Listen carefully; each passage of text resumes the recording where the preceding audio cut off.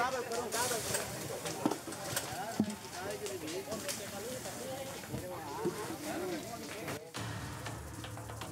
di Desa Manggeloreng, Kecamatan Bantimurung, Kabupaten Maros, Sulawesi Selatan, dikejutkan dengan kobaran api membakar salah satu rumah. Banyaknya material yang mudah terbakar membuat api cepat membakar seluruh bagian bangunan yang hanya dihuni seorang pria. Kebakaran ini membuat warga panik dan berupaya memadamkan api dengan alat seadanya. Diduga rumah dibakar oleh pemiliknya sendiri berusia 35 tahun yang mengalami depresi pasca ditinggal pergi oleh istri dan anaknya. Pada saat kebakaran ada penghuninya atau gimana, Pak? Ada. Cuma kurang juga. Sakit dia. Sakit dia, Pak. Tapi artinya dia sempat terjebak ya di dalam pada saat itu ya, Pak? Enggak. Langsung keluar ya menyelamatkan diri ya, Pak? Enggak ada bantuan, enggak ada orangnya di dalam baru. Api pun padam setelah 30 menit dengan bantuan 4 mobil pemadam. Meski api berhasil dipadamkan, namun seluruh bagian rumah tak dapat diselamatkan. Ditinggalkan orang tuanya, meninggal dunia, kedua orang tuanya. Ya. Tidak lama kemudian, istri dan anaknya juga meninggalkan yang bersangkutan pergi dari rumah. Mungkin dampak dari kejadian itu, lelaki Ridwan mengalami gangguan kejiwaan. Beruntung tidak ada korban dalam kebakaran ini, sementara penghuni rumah telah diamankan oleh pihak keluarga. Polisi pun melakukan penyelidikan terkait cara dan motif pelaku membakar rumahnya sendiri. Dari Kabupaten Maros, Sulawesi Selatan, Wahid Ruslan, iNews melaporkan.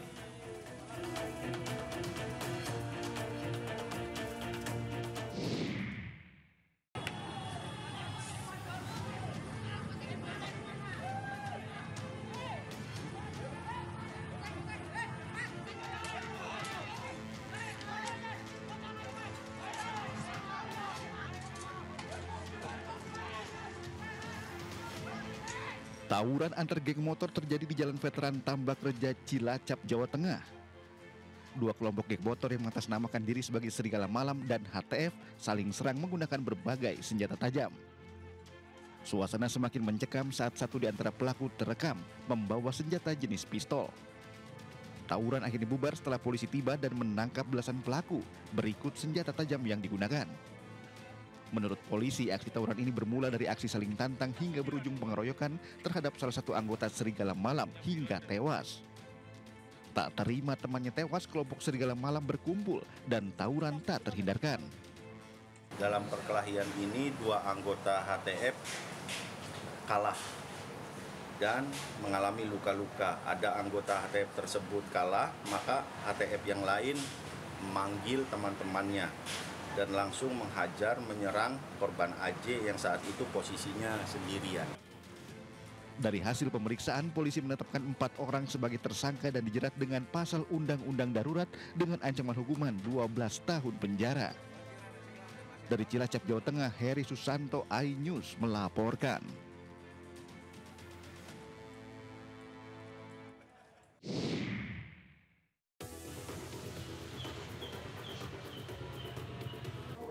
Polisi menggerebek sebuah penginapan di Dusun Parapat, Kecamatan Pangandaran, Jawa Barat. Seorang pria berinisial RFS diamankan polisi setelah diketahui memperdagangkan dua perempuan muda, ME dan RI, untuk dijadikan pekerja seks komersial. Penangkapan berawal dari laporan warga yang curiga dengan aktivitas di penginapan tersebut. Tim Satreskrim yang datang ke lokasi mendapati dua perempuan dan seorang pria di dalam kamar, serta mendapatkan bukti adanya transaksi seks komersial. Polisi mengamankan 5 orang untuk diperiksa, namun hanya RFS yang ditetapkan sebagai tersangka. Dua wanita dianggap sebagai korban eksploitasi, sementara dua pria lainnya masih berstatus saksi. Polres Pangandaran akan terus mengembangkan kasus, termasuk membongkar jaringan yang lebih luas di balik bisnis haram ini. Polisi pun mengimbau masyarakat untuk segera melapor apabila menemukan aktivitas mencurigakan yang mengarah ke tindak pidana perdagangan orang. Dari Pangandaran, Jawa Barat, Irfan Ramdiansyah, iNews melaporkan.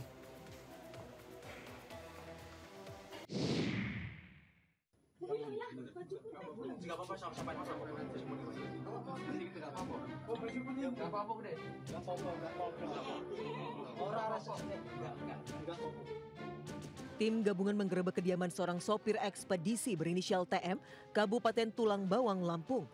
Ia diringkus karena diduga melecehkan anak di bawah umur. Kasus terbongkar setelah orang tua korban melaporkan kejadian ke Polresta Pangkal Pinang. Diketahui pelaku dan korban berkenalan via media sosial pada November tahun lalu. Pelaku memaksa korban berhubungan badan di gudang ekspedisi tempat pelaku bekerja hingga korban hamil. Guna mempertanggungjawabkan perbuatannya, pelaku terancam hukuman 15 tahun penjara. Dari Pangkal Pinang, Bangka Belitung, Haryanto, iNews melaporkan.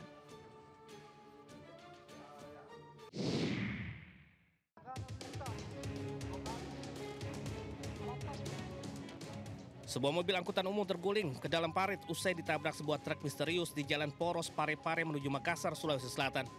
Akibat insiden, 6 penumpang mengalami luka-luka. 4 penumpang termasuk sopir angkot dirawat di RSUD Lapatarai, Baru, 1 di Puskesmas Pakae, sementara 1 lainnya dirujuk ke rumah sakit di Makassar. Diketahui peristiwa bermula saat sebuah truk melaju dengan kecepatan tinggi menghantam bagian belakang samping kanan mobil angkot. Benturan keras membuat angkot hilang kendali, oleng hingga terguling masuk ke dalam parit yang berada di sisi jalan. Usai menabrak, truk pun melarikan diri. Terjalan ada mobil truk dorong kak. Nah, kenapa ini mobilnya? Begitu, terbawa dorong. Tapi waktu pada saat kejadian, apakah mobil tidak singgah pak? Apa langsung keluar kak saya waktunya ada di bawah tuh? Ku cari, tidak ada mobil. Aparat kepolisian dari Polres Baru menyelidiki kasus dan memburu sopir truk yang identitasnya telah dicari. Dari Baru, Sulawesi Selatan, Udin Syahrudin, iNews melaporkan.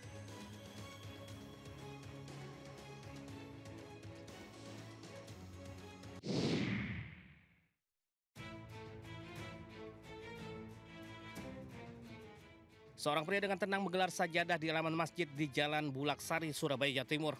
Saat jamaah lainnya masuk ke masjid dan menunaikan sholat Jumat, pria itu melancarkan aksinya. Dalam waktu kurang dari 5 menit, ia mencuri sepeda motor yang terparkir. Peristiwa itu baru diketahui korban usai sholat Jumat selesai. Setelah menerima laporan korban, polisi akhirnya menyelidiki kasus itu dan menangkap pelaku. Pelaku ternyata sudah 2 kali masuk penjara untuk kasus serupa. Dia berpura-pura melaksanakan sholat Jumat. Dan pada saat sedang berjalannya sholat Jumat, pelaku melakukan aksinya dengan cara merusak kunci sepeda motor dengan menggunakan kunci T. Selanjutnya pelaku membawa kabur kendaraan tersebut. Saat ini kasus yang melibatkan pelaku dilimpahkan. Penyidik sedang mengembangkan kasus untuk mengungkap pelaku lain yang masih buron. Dari Surabaya, Jawa Timur, Sony Hermawan, iNews melaporkan.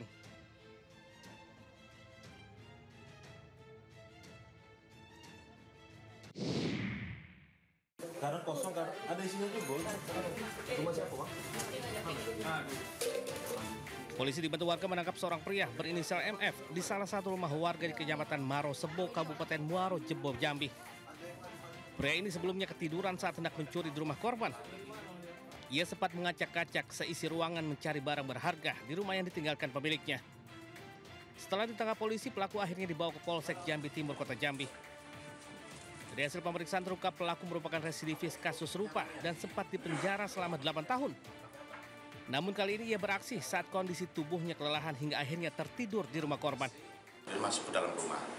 Nah, di dalam rumah beliau mengacak-acak terkait dengan isi di dalam rumah. Karena kecapean, yang bersangkutan tertidur di dalam rumah pemilik tersebut. Memang rumah tersebut sebelumnya ditinggalkan oleh korban dalam keadaan terkunci. Atas perbuatannya, kini pemuda tersebut harus kembali mendekam di balik jeruji besi. Ia dijerat pasal tentang pencurian dengan pemberatan dengan ancaman hukuman 7 tahun penjara. Dari Kota Jambi, Jambi, Adrianus Susandra, iNews melaporkan.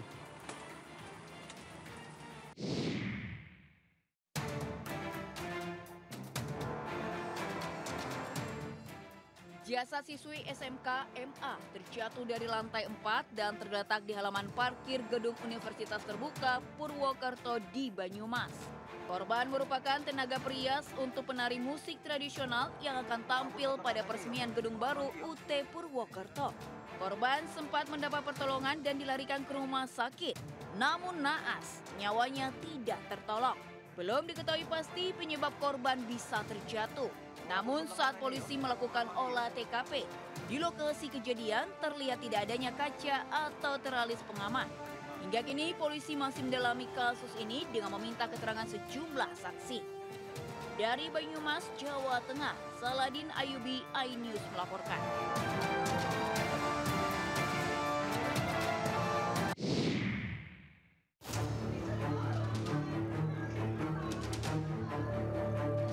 CCTV merekam detik-detik seorang wanita menculik siswa kelas 3 SD di sebuah sekolah di Kecamatan Medan, Marelan, Kota Medan. Tak hanya membawa kabur korban yang masih berusia 8 tahun, pelaku juga mengirim surat ke rumah orang tua korban.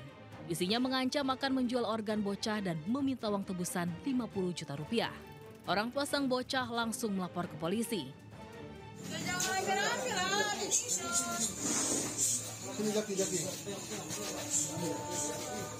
Tak sampai 24 jam polisi berhasil menangkap pelaku yang tak lain adalah tante korban dibantu 2 orang lain.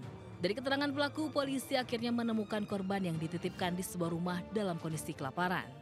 Ini kami sudah mengamankan para tersangkanya dan untuk sekarang masih dalam proses pemeriksaan dan untuk anaknya sudah kami kembalikan kepada orang tua. Dalam suasana haru, korban telah dikembalikan ke orang tua, sementara pelaku alias tante korban masih dalam pemeriksaan polisi.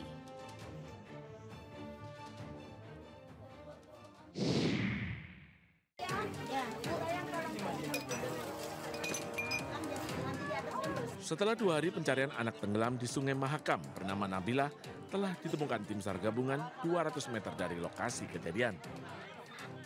Tepatnya di Jalan Lumba-Lumba, Kelurahan Selili, Kota Samarinda dalam keadaan meninggal dunia. Warga korban pun histeris saat melihat kondisi korban. Jasad kemudian dibawa ke rumah duka untuk disemayamkan. Sebelumnya 2 orang dikabarkan tenggelam yang merupakan ibu dan anak. Keduanya tenggelam sesaat mencuci pakaian di Sungai Mahakam, Kota Samarinda. Kejadian berawal saat anaknya terjatuh. Kemudian sang ibu mencoba untuk menyelamatkan. Namun naas, keduanya tenggelam dan sudah ditemukan dalam keadaan meninggal dunia. Untuk pencarian 1 orang atas nama Nabila Sabitri, umur 9 tahun, telah ditemukan pada pukul 16.02 dalam kondisi meninggal dunia. Kronologis penemuan ditemukan oleh semua unsur tim SAR gabungan dan kemudian korban dibawa ke rumah duka. Setelah 2 korban ditemukan, kini posko tim gabungan pencarian ditutup.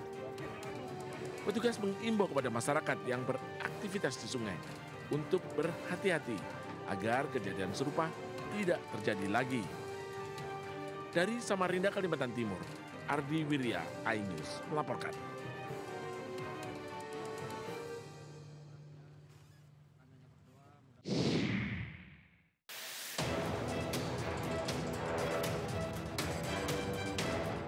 Presiden RI ke-7 Joko Widodo akhirnya menanggapi pernyataan politisi PDIP Guntur Romli yang mengemukakan bahwa hasil pemilihan Ketua Umum PSI yang dimenangkan oleh Kaisang Pangarep sama seperti yang telah diperkirakan sebelumnya. Menurut Jokowi, mekanisme e-voting baru pertama kali digunakan dalam pemilihan Ketua Umum partai, sehingga wajar jika masih ada kekurangan. Untuk melakukan e-voting, melakukan voting online dengan peserta sebanyak 180-an ribu orang adalah sebuah keberanian yang patut diacungi jempol. Ya PSI ini kan partai gajah. Disinggung adanya settingan dalam pemilihan ketua umum yang dimenangkan putra sulungnya, Jokowi enggan menanggapi. Ia meminta awak media bertanya langsung ke PSI. Untuk diketahui, sepak bola gajah merupakan istilah yang merupakan kepada pertandingan antara Indonesia melawan Thailand pada Piala Tiger 1998. Saat itu kedua tim memanipulasi skor agar tidak bertemu lawan tertentu. Hasil e-voting yang digelar 11 hingga 18 Juli 2025, Kaisang memperoleh 65,28%, Ronald 22,23%, dan Agus Mulyono 12,49%. Dari Solo, Jawa Tengah, Septiantoro, iNews melaporkan.